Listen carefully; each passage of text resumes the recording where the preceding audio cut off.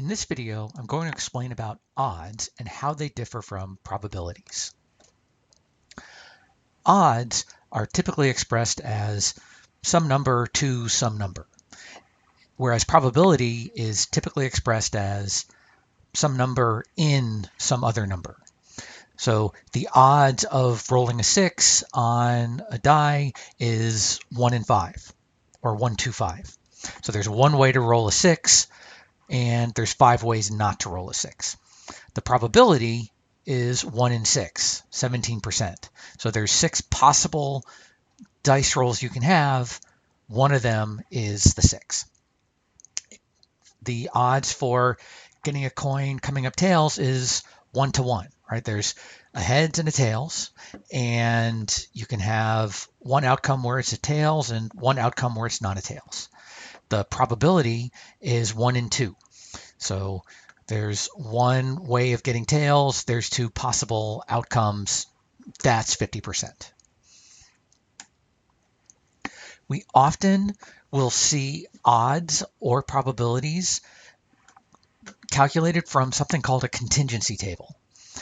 Now, the simplest kind of contingency table has 2 interventions or experimental conditions and 2 possible outcomes, and that's what we're going to focus on here. So maybe there's an intervention which is massage therapy and control is no massage therapy. Positive outcome might be returning to work and negative outcome is not returning to work.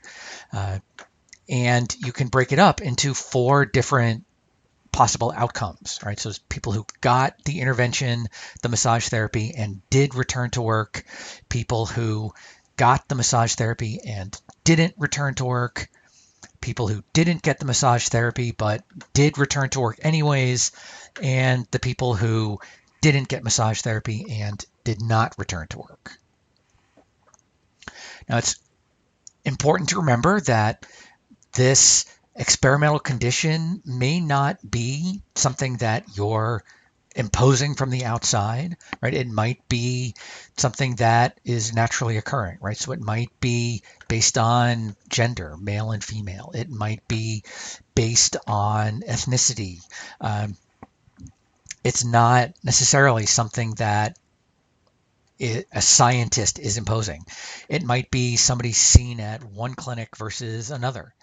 And what counts as how positive outcome or negative outcome are defined is also up to the person creating the table.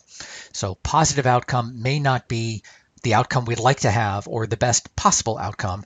It might be positive for some diagnosis or positive for some event. So going back to work, getting lung cancer, either of those can be a positive outcome in the sense that it's the thing we're looking for, and negative outcome is not the thing we're looking for. So here we're looking at a contingency table where the lung cancer is the outcome and a positive outcome is got lung cancer. And instead of some sort of intervention, it's a risk factor, smoking. So somebody who did smoke and people who did not smoke. And you can see from the same table, we can calculate both probabilities and odds. So for this group of people, the probability that somebody who smokes will get lung cancer is 354 in 494. So there were 494 total people, 354 of them got lung cancer. The odds were 354 to 140. So there were 354 people who smoked and got lung cancer. There were 140 people who smoked who did not. So the odds are here. The probability is here.